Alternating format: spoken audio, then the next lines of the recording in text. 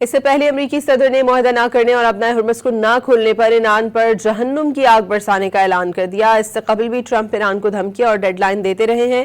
ایران ان دھمکیوں اور الٹیمیٹم کو خاطر میں نہ لاتے ہوئے شرائط کی تکمیل تک جنگ جاری رکھنے کا اعلان کرتا رہا ہے۔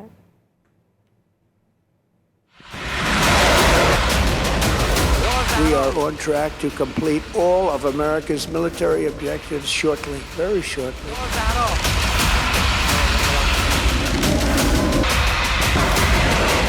کبھی پتھر کے دور میں پہنچانے کا اعلان، کبھی زمین تنگ کرنے کی دھمکی، اور اب جہنم کی آگ نازل کرنے کا انتباہ۔ امریکی صدر ٹرمپ کا ایران کو دھمکیاں، ڈیڈ لائن اور الٹیمیٹم دینے کا سلسلہ جاری ہے۔ Social media platform truth social پر امریکی صدر کی جانب سے دی گئی تازہ ترین دھمکی میں لکھا گیا کہ جہنم کی آگ نازل ہونے سے پہلے ایران کے پاس 48 گھنٹے ہیں۔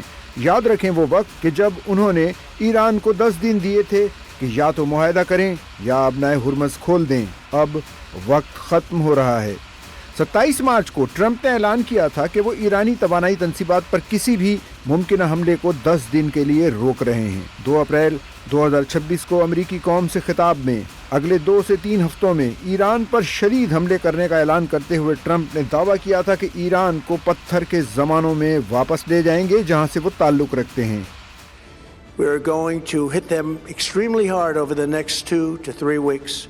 We're going to bring them back to the Stone Ages where they belong. Iran ان دھمکیوں اور الٹیمیٹم کو خاطر میں نہ لاتے ہوئے شرائط کی تکمیل تک جنگ جاری رکھنے کا اعلان کرتا رہا ہے۔